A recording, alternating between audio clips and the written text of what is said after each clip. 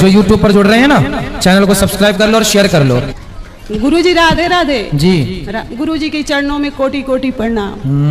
गुरुजी हम आ रहे थे, हाँ स्टेशन, मथुरा स्टेशन पर सोए थे, वहाँ से हमारे लड्डू गोपाल पता ना कौन लेकर चला गया है। कन्हैया तो नटखट है, चले गए खेलने कहीं। आप परेशान ना होइए, कन्हैया ऐसे ही हैं। तो बताइए गुरु, आप आ रहे थे तो भगवान को लगा कि आप जा ही रहे हैं तो फिर यहाँ मैं मिल ही जाऊंगा, तो वृंदावन में मिल रहे हैं गोपाल जी। तो आप बस यहाँ से धारण कर लीजिए गोपाल जी को, लेके जाइए यहाँ से जी। तो दूसरा लिए हैं लड्डू गोपाल। हाँ, इनको जाना था ना आपके यहाँ, तो वो वाले खिसक आए जी। प्रणाम गुरु। खुश रहिए। राधे राधे महाराज जी। जी। वो माता पिता के चरणों कोटि कोटि प्रणाम। मैं गोरखपुर से आई हूँ महाराज जी। खुश रहिए। मेरा पर्सनल है महाराज जी। क्या है आपका? कि पर्सनल मेरा ये है कि पर्सनल, हाँ बोलो पर्सनल बोलो। क्या पर्सनल है आपका? महाराज जी की जिस पे भरोसा करती हूँ इसके हमको दर्द मिलता है। अच्छा, जिस पर भरोसा किया हाँ वही दर्द दिया, और जिसको मैं हेल्प करती हूँ, मदद करती हूँ, फिर वही से इसको रोना पड़ता है, हमको दर्द मिलता है महाराज जी। क्यों ऐसा होता है महाराज जी? तो किसने दर्द दिया आपको बताओ? मान लीजिए अड़ोसी हो गए, पड़ोसी हो गए, नात रिश्तेदार हो गए, चाहे भाई बंधु हो गए, चाहे तो पड़ोसियों से काहे परेशान हो? पड़ोसी तो हैं ही ठीक है, अच्छे हैं। नहीं आप क्यों अपना मन खराब करती? तो मैंने वीडियो बंद कर दी है, तो जाके पहले सब्सक्राइब कर दो। आप लोग जैसे ही सब्सक्राइब करोगे वीडियो अपने आप चालू हो जाएगी। देखो नीचे बटन दिख रहा होगा, सब्सक्राइब करेंगे, सब्सक्राइब करो, वीडियो अपने आप चालू हो जाएगा। सिर्फ दिख रहा होगा, आवाज़ नहीं आएगी। तो जब तक आप लोग सब्सक्राइब नहीं करोगे तब तक आवाज़ नहीं आएगी। देखो सबके फ़ोन में चालू हो गया, जो सब्सक्राइब करा उसके फ़ोन में चालू हो जा रहा है। सब्सक्राइब करो, चालू हो जाएगा। सब्सक्राइब उनमें मन लगाओ ही मत उनमें। महाराज जी मान लीजिए कोई दुखिया है, उसका हम मदद कर दिए, हाँ, और फिर वहाँ से हमको दर्द मिलता है। कैसे दर्द मिलता है? मतलब वो आप मदद करते तो वो आपको मारता है क्या? नहीं, हाँ। वही सबको खट हो जाता है, वही मेरी बुराई करने लगता है। हाँ, वही मेरे सब देखो, या तो फिर आप समाज की भलाई छोड़ दो जी महाराज जी, या फिर आप समाज की भलाई करो। जी महाराज। तो भला करने के बाद सामने वाले से ये उम्मीद मत रखो कि वो आपके लिए अच्छा सोचेगा या अच्छा करेगा। जब आपने भला किया ही है तो भला करके भूल जाओ ना। आप याद क्यों रखती हो? मैंने आपके साथ भला किया तो जरूरी थोड़ी है कि आप मेरे साथ भला करेंगे। आम सबको फल देता है मीठे मीठे, पर जमाना उसको लाठियां में फेंकता है, पत्थर फेंकता है उसकी ओर। वो सबके लिए भला करता है, ये प्रकृति का नियम है। आप सबका भला करो, लेकिन उम्मीद मत रखो उनसे कि वो आपके साथ अच्छा करेंगे। जब आप सबके साथ अच्छा करेंगे तो फिर भगवान आपके साथ अच्छा करेंगे। भगवान पर विश्वास करके ही भला किया करो, ठीक है? अब मैं तुला दान करना चाहती हूँ, बेटा के साथ में आया है। हाँ कर लो। तो महाराज जी या फिर वहाँ जाना है हमको, वहाँ कर लो। सुबह 9 बजे चले जाना गौशाला। ठीक महाराज। राधे राधे महाराज जी। राधे राधे। राधे राधे गुरुजी। जी। गुरुजी मेरे पिताजी है ना, बात बात पे गुस्सा करते रहते मम्मी ऊपर, और परिवार पर चिल्ला चिल्ली करते रहते हैं। कहाँ है? यहाँ है। आइए पापा। आओ पापा।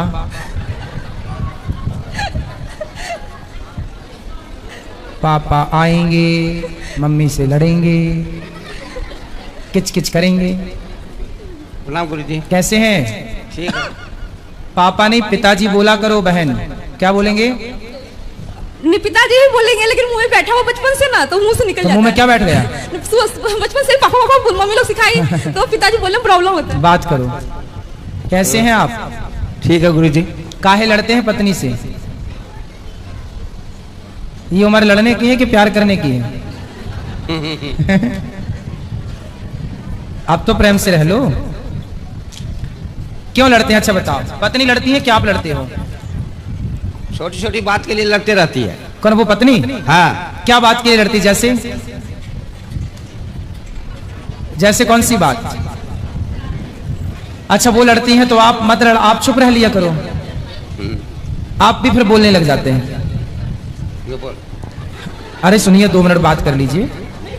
हाँ। बात कराओ मम्मी से, मम्मी को भी समझाएं। मैया क्यों लड़ती हो? कुछ नहीं, कोई भी बात बोलते हैं चिल्लाने लगते हैं बातें बातें को। आप मत चिल्लाया करो। आपको जी खाने भी बोलेंगे तो उसमें भी चिल्लाने लगते हैं। अब कल प्रणाम आपको कि आज बोले कि फिर गुरुजी आए प्रणाम करो करिए तो उस पर भी चिल्लाने लगे। कल किए आज नहीं करेंगे तुम काहे बोलती है? ऐसे करते लगते हैं। तो क्यों इतना चिल्लाते हैं? भगवान बात कराओ। हाँ। इतना गुस्सा क्यों? शांत। गुस्सा क्यों? खुश रहिए ना, खुश रहिए। तो मैंने वीडियो बंद कर दी है, तो जाके पहले सब्सक्राइब कर दो। आप लोग जैसे ही सब्सक्राइब करोगे वीडियो अपने आप चालू हो जाएगी। देखो नीचे बटन दिख रहा होगा, सब्सक्राइब करेंगे, सब्सक्राइब करो, वीडियो अपने आप चालू हो जाएगा। सिर्फ दिख रहा होगा, आवाज़ नहीं आएगी। तो जब तक आप लोग सब्सक्राइब नहीं करोगे तब तक आवाज़ नहीं आएगी। देखो सबके फ़ोन में चालू हो गया, जो जो सब्सक्राइब करा उसके फ़ोन में चालू हो जा रहा है। सब्सक्राइब करो, चालू हो जाएगा। सब्सक्राइब। खुश रखिए, प्रसन्न। आपके क्रोध करने से आपका ही तो नुकसान है। अच्छा ये बताओ, हंसना ज्यादा अच्छा है कि गुस्सा करना ज्यादा अच्छा है? आप बताओ, खुश रहना ज्यादा अच्छा है कि गुस्सा करना ज्यादा अच्छा है? खुश रहना अच्छा है, तो फिर भी छोटी छोटी बात के लिए हर्ष में तर्क करने लगती है। अरे पत्नी तंग नहीं करेगी तो पड़ोसन तंग करेगी। तर्क करने लगती अच्छा है। तर्क करती हैं तो आप जवाब दिया करो तर्क का। तर्क तो अच्छा है। गुरुजी पूछिए पहले इनको कि एक ध्यान कौन रखती है आपको? हाँ ध्यान तो रखती हैं। न बेटा न बेटी को ध्यान रखते हैं, जहाँ सारा दिन रात इनके पीछे लगा रहते हैं। देखो और आपका फिर ध्यान भी रखती टेंशन हैं। करते रहते हैं। प्रेम से रहो, थोड़ा हंसा करो। आप हंसी नहीं रहे, थोड़ा हंसो। जब इनका सेवा करेंगे, मैया की तरफ देखो और हंसो।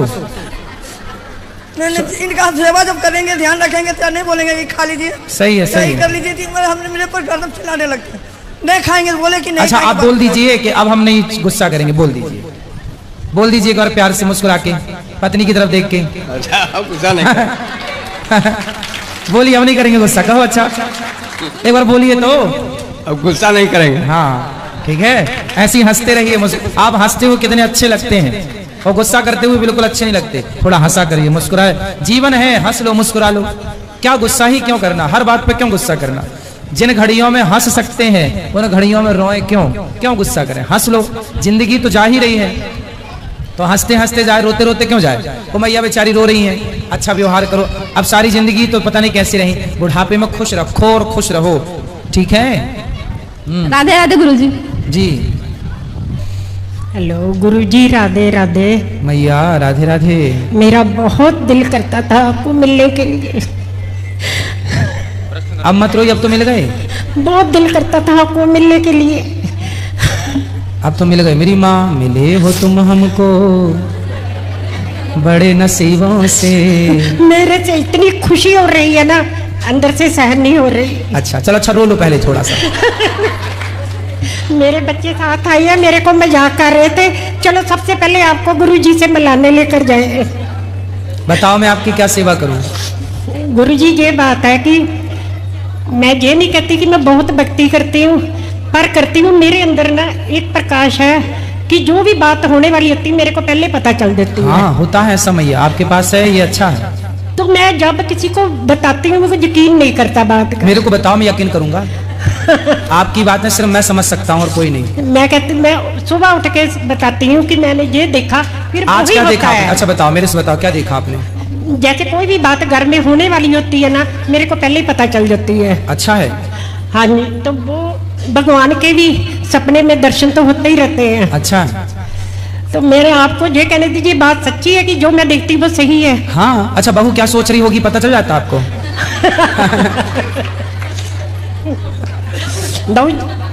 महाराज मैं आपके चरण स्पर्श करना चाहती हूँ। आप तो मेरी माँ हो, कोई बात चरण क्यों नहीं, छूओगी? आपके पास खड़ी होकर एक फोटो लेना चाहती हूँ। फोटो तो आ गई यूट्यूब पर मस्त।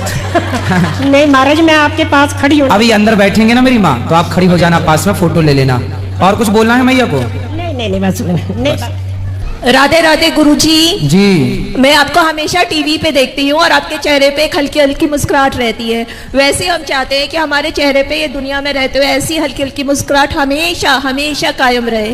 तो इसके लिए प्लीज़ आप जो भी तरीका है, जो आपके चेहरे और आंखों में एक चमक है, चेहरे पे मुस्कुराहट है, मतलब आपका बिल्कुल रूप कान्हा जी से हूबहू मिलता है। ऐसी क्या समझ में नहीं आता है कि आप में और कान्हा जी में बिल्कुल समानता जो है वो कैसे कायम है। आप और कान्हा जी एक ही रूप लगते हैं हमें। आप भी मुस्कुराइए बस। पर आप जैसी मुस्कुराहट वो भी हमेशा 24 घंटे 365 दिन, कैसे? जब भरोसा भगवान का होगा, जब हमें लगता है कि हम कर रहे हैं, तो फिर जो व्यक्ति खुद कुछ करेगा वो कैसे मुस्कुरा पाएगा? और जहाँ जिम्मेदारियां भगवान को सौंप दी गई तो फिर आदमी मुस्कुराएगा ही। तो जहाँ सब कुछ भगवान कर रहे हैं, ये भाव है, वहाँ मुस्कान है। जहाँ व्यक्ति खुद ही भार लिए बैठा है, वो तो भार तले दबा हुआ है, वो क्यों मुस्कुराएगा? मुस्कुराना है तो सब भगवान को मान लो कि प्रभु जो है आप हैं और आप ही सब कर रहे हैं।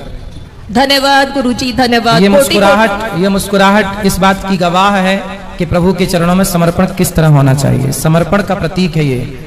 जो मुस्कुरा रहे हैं हर परिस्थिति में, समझ लो कि वो समर्पित हैं प्रभु में। जी गुरुजी, मैंने एक जगह पढ़ा था कि आपकी मुस्कुराहट जो है वो सिग्नेचर है।